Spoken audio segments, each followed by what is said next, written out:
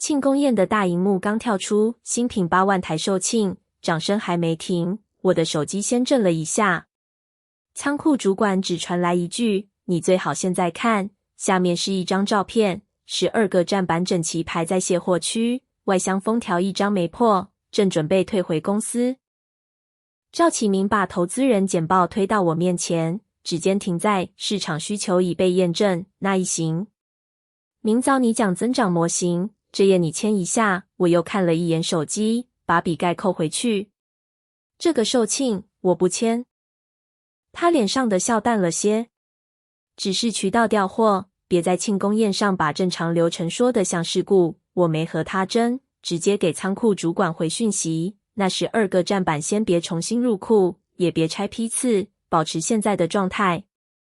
我離開宴會廳，坐到旁邊的小會議室，把照片上的批次號和當天出貨記錄一比一比對，沒有第二批，也沒有誤拍。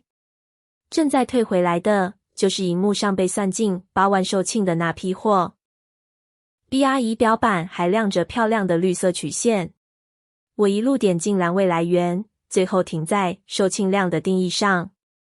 那個數字根本不是消費者付款，也不是終端啟用，而是經銷商確認收貨。貨只要進了渠道，系統就當它賣掉了。我把售罄量旁邊的來源欄截了下來，又和物流收貨時間對照。兩張表沒有衝突，衝突的是我們給他們取的名字，一張只證明貨到了經銷商手上，另一張簡報卻把它說成市場已經驗證。趙啟明追進來，站在門邊看着我的熒幕。行業裡都這麼看，你別拿術語卡自己人。我把頁面轉向他。渠道出貨可以叫渠道出貨，但不能在投資人簡報裡說成8萬個消費者已經買單。唐維東很快被叫了過來，他沒問誰對誰錯，只看了一眼時間。明天彩排前給我答案。你如果能證明這不是普通調貨，我停簡報；證明不了，就照原計劃。我問他給我多久，他說36小時。36小時不夠做一場漂亮調查，卻足夠決定我會不會在一組自己都解釋不清的數字下面簽名。我把8萬台先從簡報草稿裡標了出來。現在我知道它有問題，下一步只剩一件事，查清這些貨為什麼能退回來。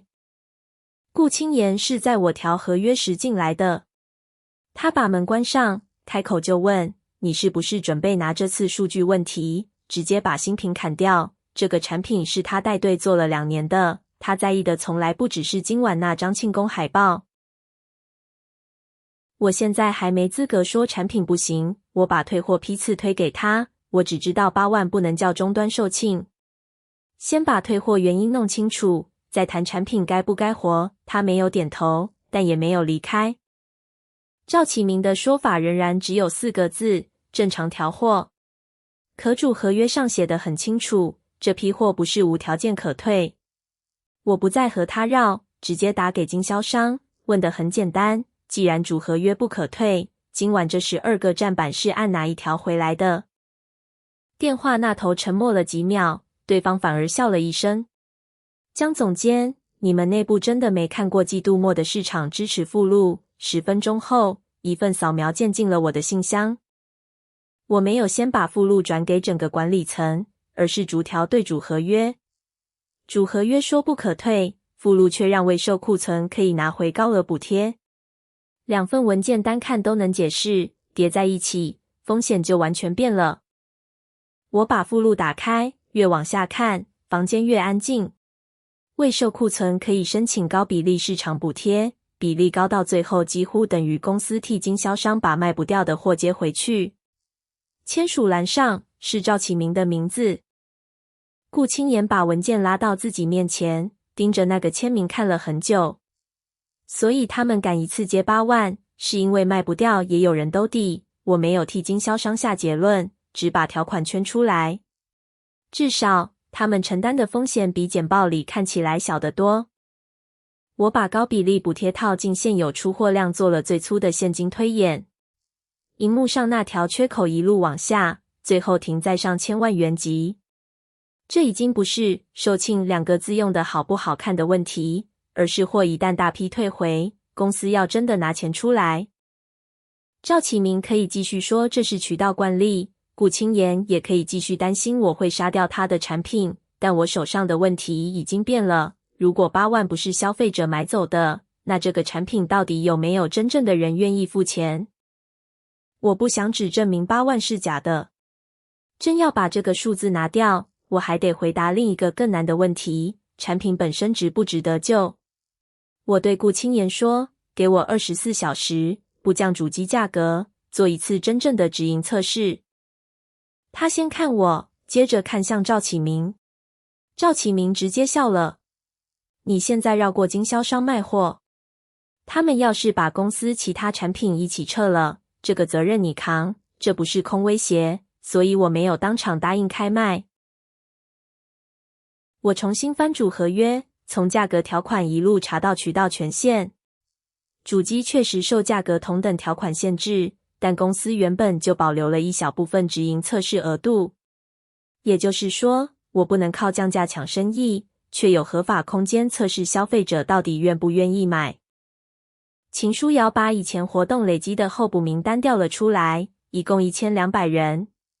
最快能觸達的就這批，他問我上嗎？我點頭。主機維持原價，沒有額外折扣，測試頁面在晚上正式開出去。顧清言問我24小時能證明什麼？我說證明不了8萬，也證明不了長期市場，但至少能先回答一件事：有沒有真實消費者願意在不靠渠道壓貨的情況下付原價？第1個小時訂單少得可憐，第2個小時結束，後台只多了23筆。顧清言盯着數字，臉色一點點沉下去。他沒怪我，只問：如果這才是真的呢？那句話我沒法反駁。8萬如果是渠道堆出來的，23筆就可能是最接近現實的答案。我差點順着這個結果往下判，手碰到桌邊的筆記本時，才停了下來。我把紙分成2欄，左邊寫我知道的，右邊寫我只是以為的。我知道的是2小時23筆，我只是以為的是這1200人本來就想買。秦書瑤重新查來源，結果大多數人只是參加過免費抽獎。我把那份候補名單從需求證據裡劃掉。第一次測試失敗是真的，我用錯樣本也是真的。承認這件事不會讓23變成230，但至少讓我不會拿另一個錯誤假設去替代8萬。接下來，我得去找那些真正想買，最後卻沒有付款的人。客服後台比轉化率難看得多，也有用得多。未成交對話一條條翻下去，同一個問題反覆出現，不是嫌主機本身貴，而是結賬時被綁上6盒耗材，總價一下超過不少人的預期。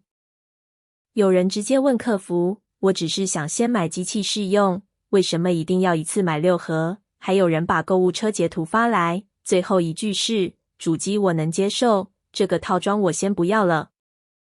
那些對話沒有一條寫着產品沒有需求，更像是一群原本走到收銀台的人，被最後那一步勸退。這個差別很重要，因為前者代表產品本身可能錯了，後者代表我們的賣法可能錯了。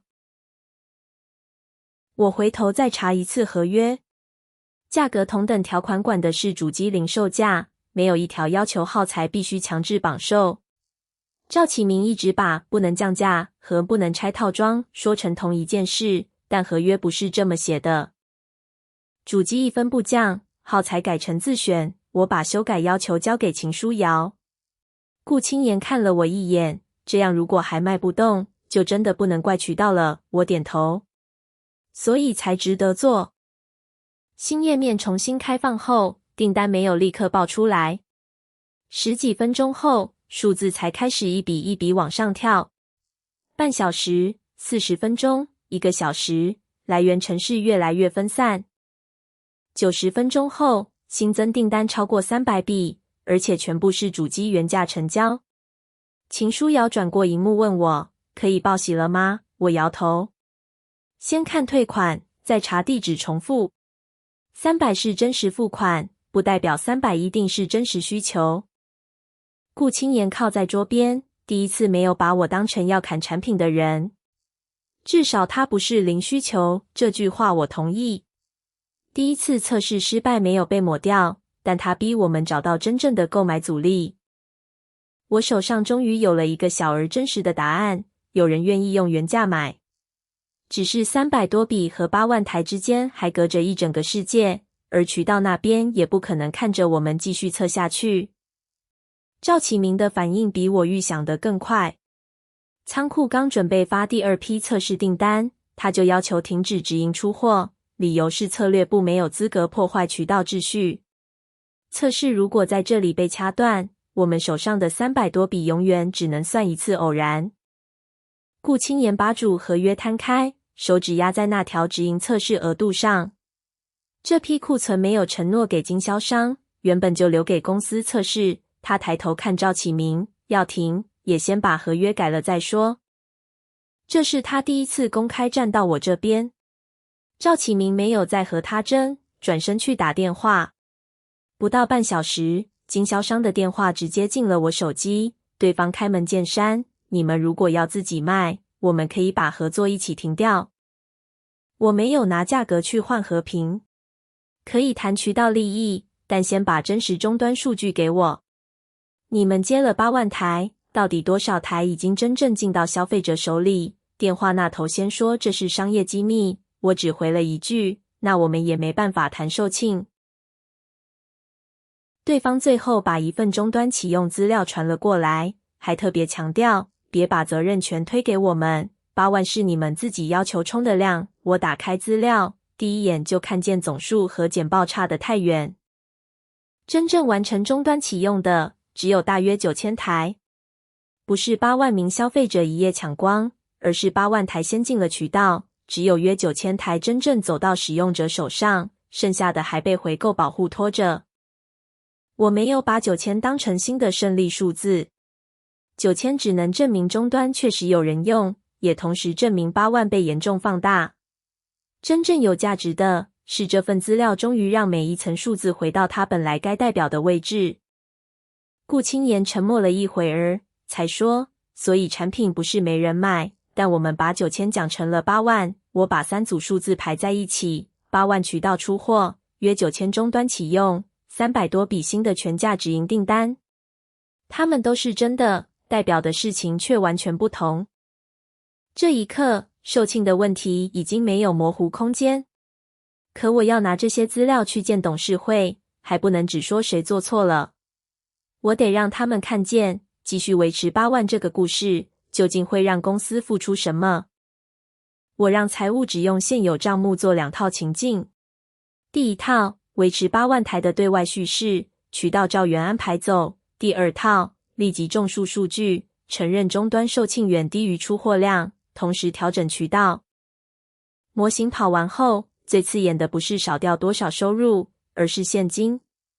繼續維持原敘事，一旦未售庫存案附錄回來，回購壓力會和融資契約風險一起放大。漂亮的8萬不是免費的。財務把回購補貼和現金流拆開後，連最保守的情境都不好看。只要退貨規模繼續放大，原本為融資準備的漂亮增長故事，反而可能在交割前變成一個必須解釋的資金缺口。唐維東盯着模型看了很久，最後把簡報上的售罄改成渠道出貨。先改這4個字，回購附錄暫時不要放，投資人會議照走，後面再處理。我把簡報推回去，只改成渠道出貨，卻不說公司對賣不掉的庫存還有高比例補貼，投資人還是看不見真正的現金風險。這不是措辭問題。他抬眼看我，江瑤，你知道延期可能讓融資重新評估嗎？我當然知道，也正因為知道，我才不能讓一份可能在幾天後被退貨打穿的簡報先出去。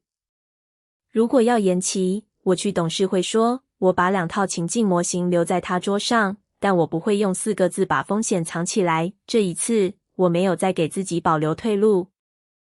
唐維東沒有批准，也沒有否決，只讓我先把替代方案補完整。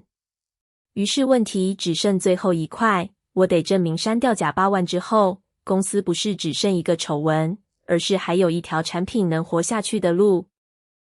24小時到點時，直營測試接近800筆全價訂單，退款率低於 3%， 地址沒有異常集中，訂單也分散在不同地區。這還遠遠不是8萬，但至少每一筆都能回答誰真的願意付錢。顧青年把產品成本和庫存週轉資料帶了過來。他沒有再問我是不是要砍新品，只把幾組成本重新算了一遍。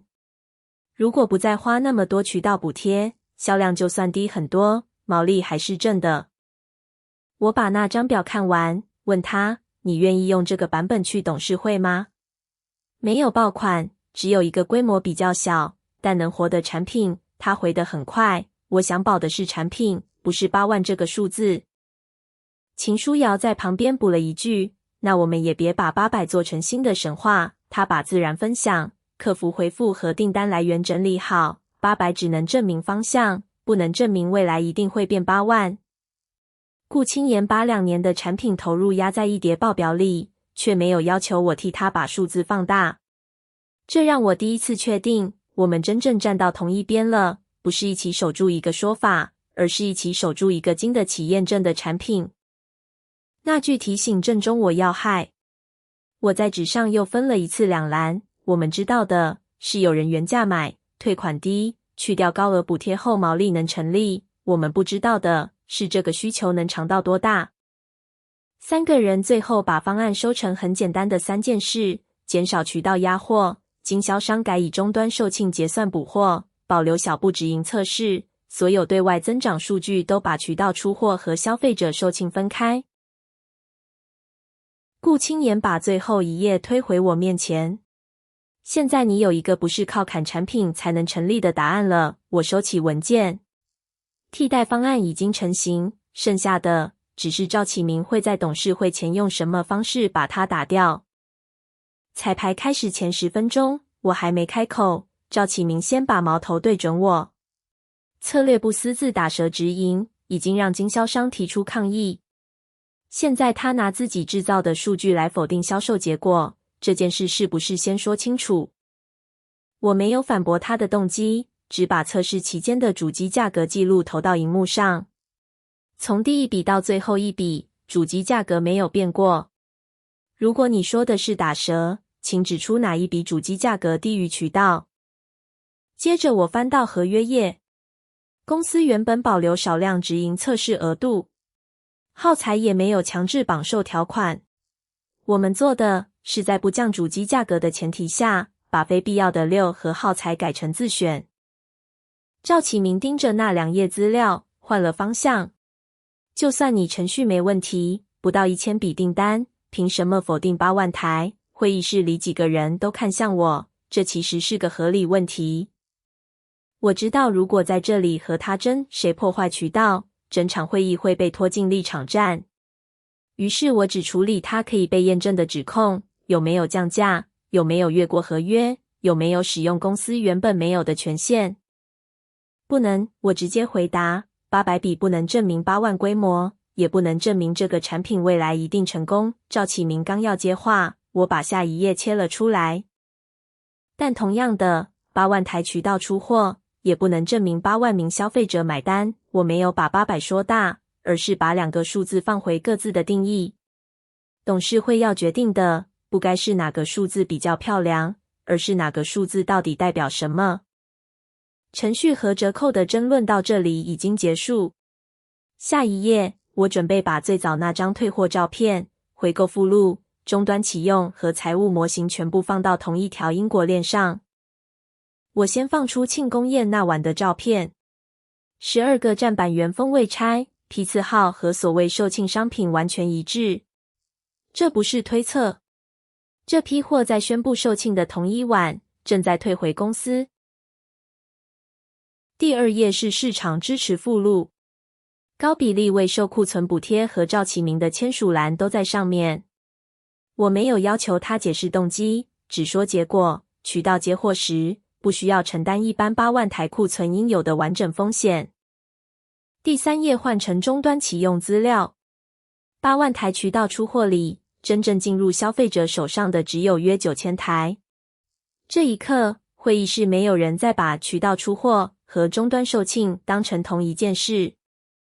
我再把2套財務情境模型打開。如果維持原敘事，未售庫存一旦按附錄回來，現金壓力會和融資風險一起放大。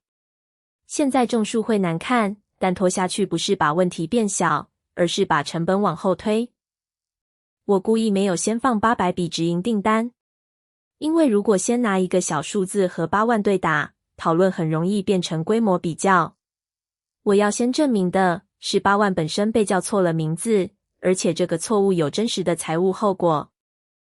陸承安一直沒有插話，直到這裡才問我，把那8萬刪掉，我們還剩什麼？這是整場會議最重要的一句話。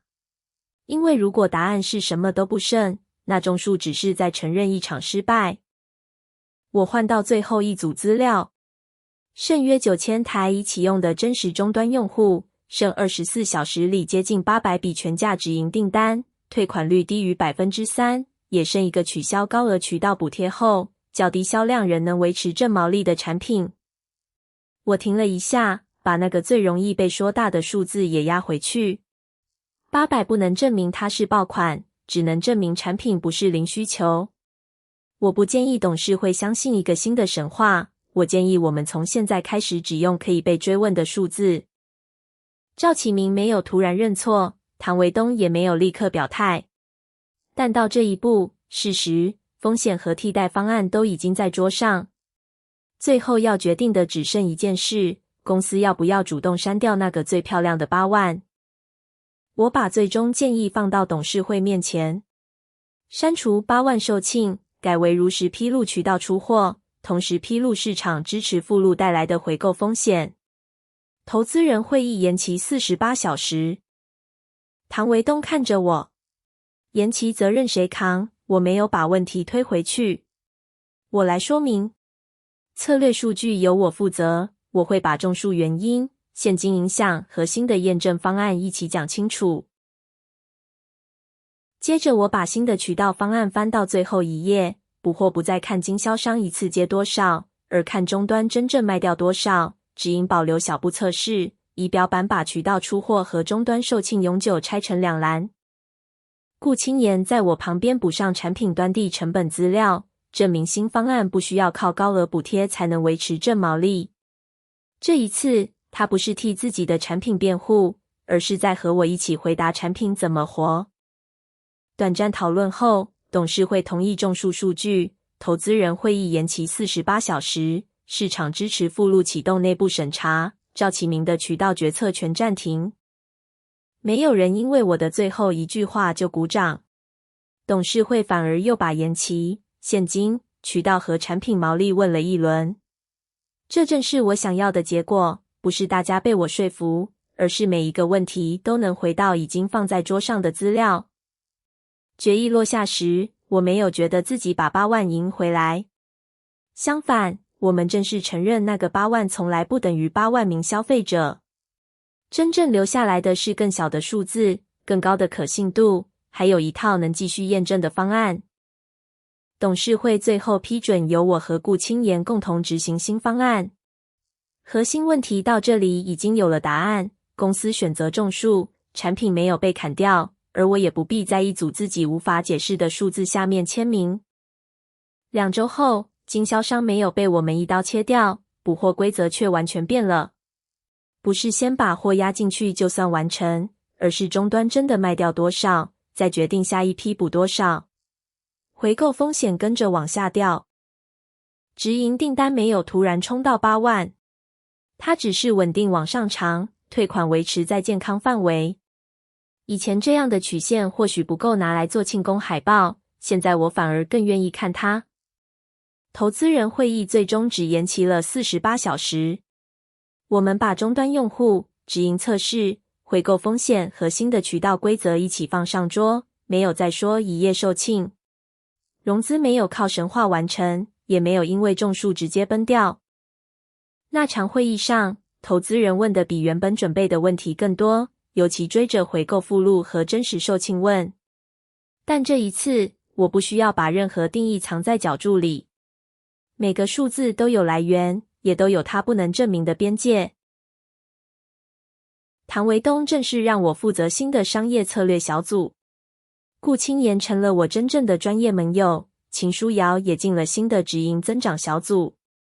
趙啟明則留在內部審查程序裡，沒有一場戲劇化的認錯替他收尾。